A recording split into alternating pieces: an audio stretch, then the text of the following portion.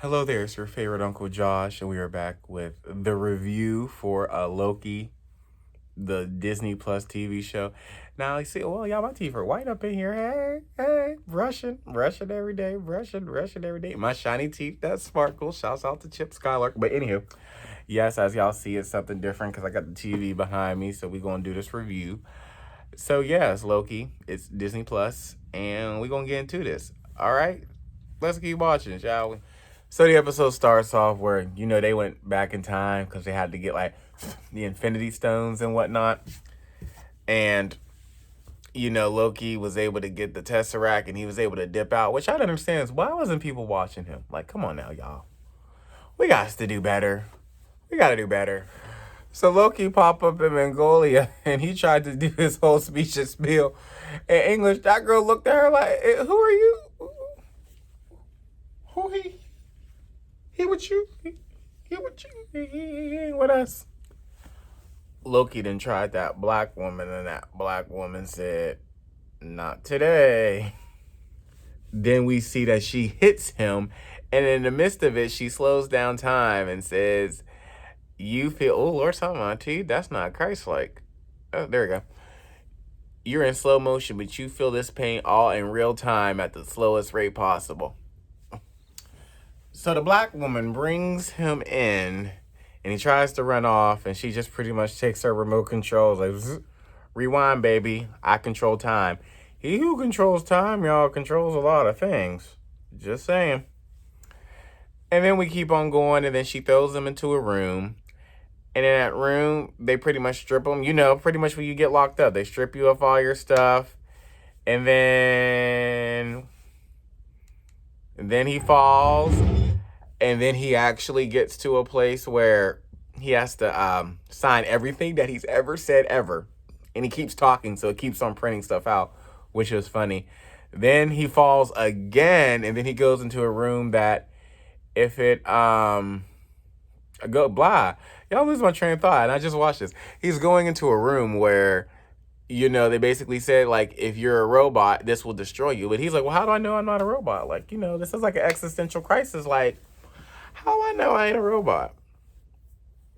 You would know. No, I don't think you would know if you knew that you were a robot. Would you know? Does anybody here know that they're not a robot? Anybody? Anyone out there? Are you a robot? Do you know? And how do you know if you're not? You can't just prove it. You don't know. Makes you think. Y'all, could you imagine finding out that you were a robot at the exact same time that being a robot could kill you? Think about that. That's what Loki's going through right now.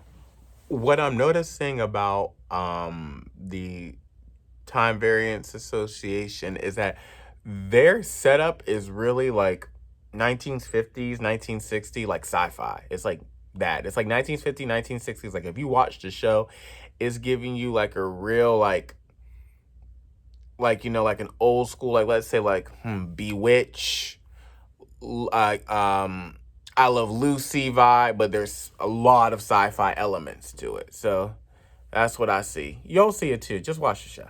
Now, as Loki's in this like waiting room, we get a like infomercial video about where he's at, and basically it's about these creatures.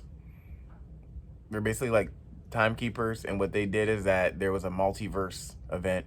And within that multiverse event, they said, we ain't about to go to war. Let's just make one big timeline. Everyone stick to their path. If you get off their path, we're going to put you back on the path. Bada bing, bada boom. So then we get this next scene, and it's at a different moment in time. Like all this stuff is, time is a very big key component in this story, which is what I like. And you guys will like it too. And then so we see that the time variants, they're actually being killed off in groups. And so they're trying to find out who's doing it and when they're doing it and why. And so they realize that this is happening at a church. So while they're there, they kind of like notice that this little kid ran in. And the one guy thinks, oh, it's them. I was like, it's just a boy. Calm down. And then so the one man plays with him and he's like, so tell me what you know. And the boy's like, I'll tell you what I know. And so he pretty much just says, like, he points to like the stained glass window of the devil and was basically like, who did it? Boy points to the window of the devil. It's like, oh, yes, he did. So then now they're about to reset. And then that's when the man comes in and was like, guess who we found? Guess what we found, y'all? Guess what we found? Yeah. Did you guess? You guess? Yeah, you got it. You got it. You got it. Okay, so we got Loki in this courtroom, and one of the things that I like is the comparison with the courtroom to that of the church. Like I said prior, that this actually has like a 1950s, 1960s feel to it, but just there's science fiction twist to it. I like that type of sci-fi where it's like old school, but there's still like, time machines and like, lasers and, magic and stuff like that. That is dope. Now, what I do like is that if you notice on their wall too, they actually have pictures that tell the story on how the timekeepers came into play, just like how in the church they had pictures of how Jesus came into play too. So the parallels there is very cool. I like the fact that there was a black woman judge and that she was looking down on Loki, the white Norse god. I enjoyed that. That Dr. King and Malcolm X would be proud.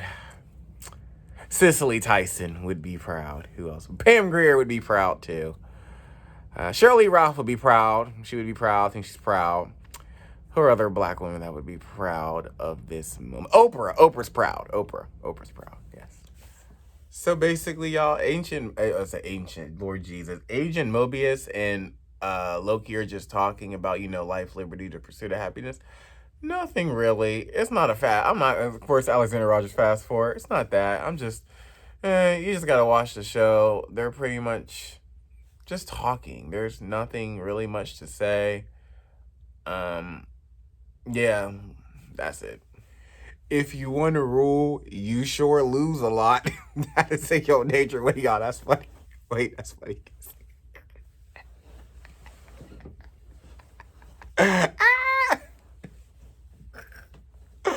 Ooh, knee slapper. Ooh. As they're just talking, Agent Mobius is trying to psychoanalyze Loki, which he's doing a good job at. The MCU universe does a great job at connecting Loki to, what is this called, y'all? Mobius. No, crap. DB Cooper. Yes, DB Cooper. DB Cooper was a guy who who said he had a bomb, then was able to get on a plane with a lot of money, jump off the plane, parachute, and never be seen again. He probably went to like Mexico or somewhere. That's where everybody goes. Mexico. I mean, I would probably go to Mexico. I can't wait to visit. In the What If universe, Loki was supposed to go back to Asgard. And within Asgard, he finds out that his life would have been a little bit different. He would have rotten away in a cell, and he would have actually had his mother killed. Not on purpose, but by accident. Yeah. Well, just like we know, Loki was able to escape, and now he's out there traveling and traveling through the TVA, living his best life. As he's doing that, the black woman came and said, "We need to reset him." And Mobius like, "Y'all want to reset everybody? Come on now, y'all. We need his help. Too many people are dying, and Loki can help us." Now we get to a scene where Loki finds the one guy that he saw when he came in, and then he goes and gets the Tesseract, and then he sees a whole bunch of Infinity Stones, like more than one. And the guy's like, "Oh, we get those all the time. They're like paperweights here," because they're not taught to understand the powerful of the Infinity Stone. So Loki takes the Tesseract, and then he takes which Infinity Stone. Leave a comment below. It's kind of obvious if you pay attention to what the show's about, which one he would decide to choose. And then he stops and has like a come to Jesus moment. Like, this is what it's all about. This is the greatest power. This is what it's all about. I'm like, that made no sense. I don't know who wrote that. That's like a legit plot hole. Like, there's this hole, and there's the plot in it. So this whole plot hole. Because I did not get that. That did not make no sense. I'm gonna do better. So now we're at a scene where Loki's kind of reliving all of his like touching family moments he had with like Thor, and I forgot the other girl who's played by Tessa Thompson. And he's crying. He's realizing like, wow, like my family's dope, and they care about me. Even though time and time again I still mess up, I still fall short, I still try to kill them. They still show up and show out, and they still love me. They still care, and they still want to do what's best for me. Yeah, then it shows. Then it's a scene where it shows him, and also he also sees the scene where Thanos actually kills him, because remember Thanos tried to kill Thor, and he didn't let that happen. So okay, so I had to switch up the setup. I do think that because I am reviewing a book called Loki, the Guy Who Fell to Earth, which actually came out at the exact same time that Loki dropped. They do that stuff on purpose so you guys will, like, buy the book with it, because a lot of times the book complements the material, sort of like how House of M spiked up in sales when WandaVision came out. So everybody knew that was the inspiration for House of M. And that and the other comic book, I forgot which one it was. So back to this one.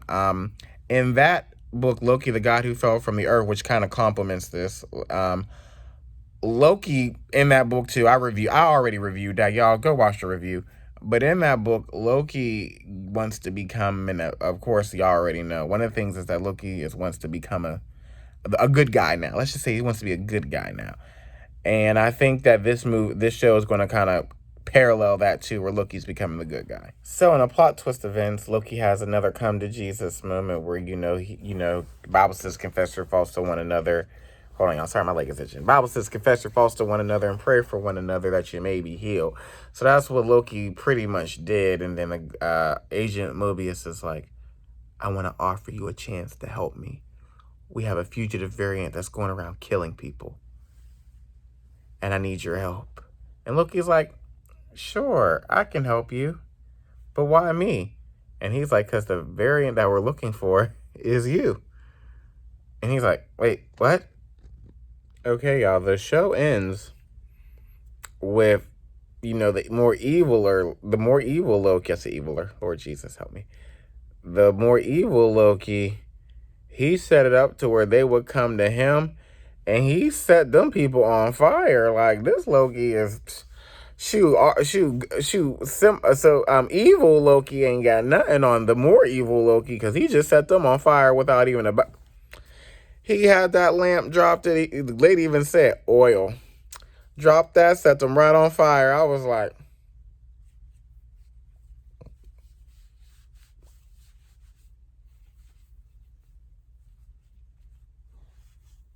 that's really what I did. Hopefully you like this, y'all. Can't wait to see you soon. Next week. Like, comment, subscribe.